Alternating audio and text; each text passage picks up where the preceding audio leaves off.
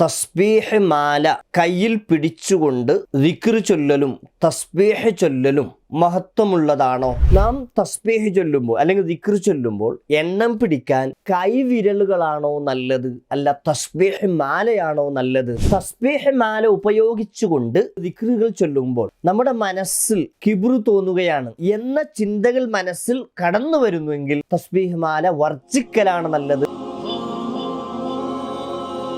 അസ്സലാമു അലൈക്കും വറഹ്മത്തുള്ളാഹി. സുഹൃത്തുക്കളെ, തസ്ബീഹ് മാല കയ്യിൽ പിടിച്ചുകൊണ്ട് ദിക്ർ ചൊല്ലലും തസ്ബീഹ് ചൊല്ലലും മഹത്വമുള്ളതാണോ?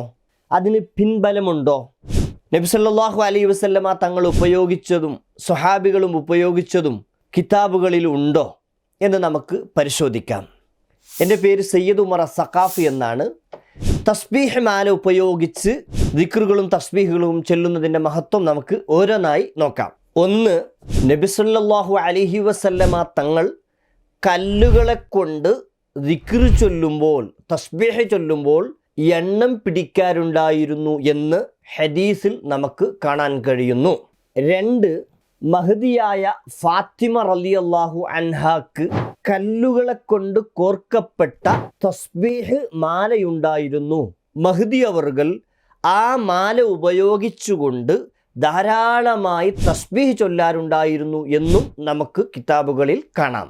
മൂന്ന്, അബൂ ഹുറൈറ റളിയല്ലാഹു അൻഹുവിന് 1000 കല്ലുകളെ കൊണ്ട് കോർക്കപ്പെട്ട ഒരു തസ്ബീഹ് മാലയുണ്ടായിരുന്നു. ആ 1000 കല്ലുകളെ കൊണ്ട് കോർക്കപ്പെട്ട തസ്ബീഹ് മാല മുഴുവനും തീർത്തുകൊണ്ട്, അതായത് 1000 തസ്ബീഹ് കംപ്ലീറ്റ് ചെയ്തുകൊണ്ടായിരുന്നു മഹാനായ അബൂ ഹുറൈറ റളിയല്ലാഹു അൻഹു കിടന്നുറങ്ങാറുണ്ടായിരുന്നത് എന്ന് നമുക്ക് ഹദീസിൽ കാണാൻ കഴിയുന്നു.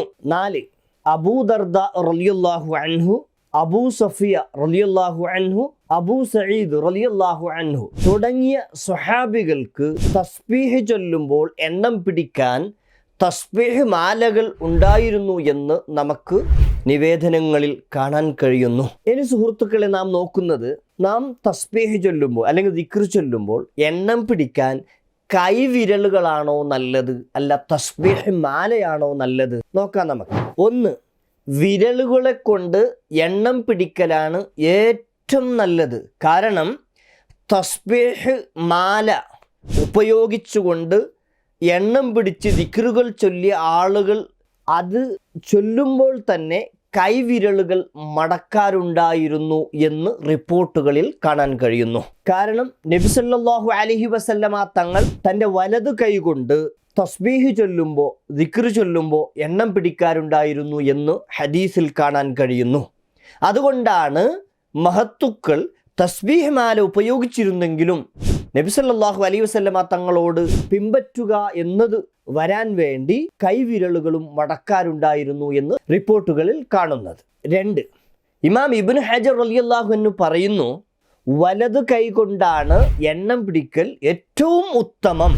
കാരണം നബി സല്ലല്ലാഹു അലൈഹി വസല്ലമ തങ്ങൾ വലതു കൈ കൊണ്ടാണ് എണ്ണം പിടിക്കാറുണ്ടായിരുന്നത് എന്ന്. അതുകൊണ്ട് ഒരു കാര്യം കൂടി മനസ്സിലാക്കണം, ഇടത് കൈ കൊണ്ടും എണ്ണം പിടിച്ചാലും കൈകൊണ്ട് എണ്ണം പിടിക്കുന്നതിൻ്റെ പ്രതിഫലം കിട്ടുന്നതായിരിക്കും. പക്ഷെ കൂടുതൽ മഹത്വം വലത് കൈ കൊണ്ട് എണ്ണം പിടിക്കലാണ് എന്ന് ഇമാം ഇബ്നു ഹജർ റളിയല്ലാഹു അൻഹു പറഞ്ഞിട്ടുണ്ട്. 3, നബി സല്ലല്ലാഹു അലൈഹി വസല്ലമ തങ്ങൾ വിരലുകളെ കൊണ്ട് എണ്ണം പിടിക്കാൻ പറഞ്ഞതിൻ്റെ കാരണം നാളെ ആഖിറത്തിൽ വെച്ച് ഓരോ അവയവങ്ങളോടും ചോദിക്കപ്പെടുമത്രേ.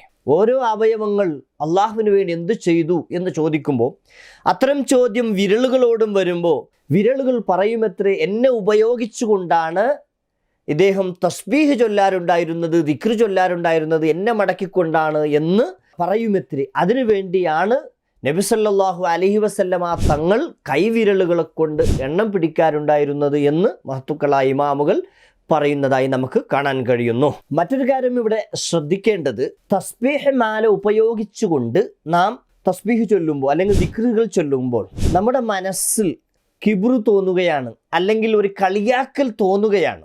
മറ്റുള്ളവർ എൻ്റെ തസ്ബീഹ് മാല കണ്ടാൽ എന്നെ ബഹുമാനിക്കും എന്ന ചിന്തകൾ മനസ്സിൽ കടന്നു വരുന്നുവെങ്കിൽ തസ്ബീഹ് മാല വർജിക്കലാണ് നല്ലത്, ഉപയോഗിക്കാതിരിക്കലാണ് നല്ലത് എന്നും നാം ഓരോരുത്തരും മനസ്സിലാക്കേണ്ടിയിരിക്കുന്നു. അപ്പോൾ സുഹൃത്തുക്കളെ, നാം തസ്ബീഹ് ചൊല്ലുമ്പോൾ തസ്ബീഹ് മാല ഉപയോഗിക്കുന്നതിൻ്റെ മഹത്വവും അതുപോലെ കൈവിരൽ മടക്കുന്നതിൻ്റെ മഹത്വമാണ് മനസ്സിലാക്കിയത്.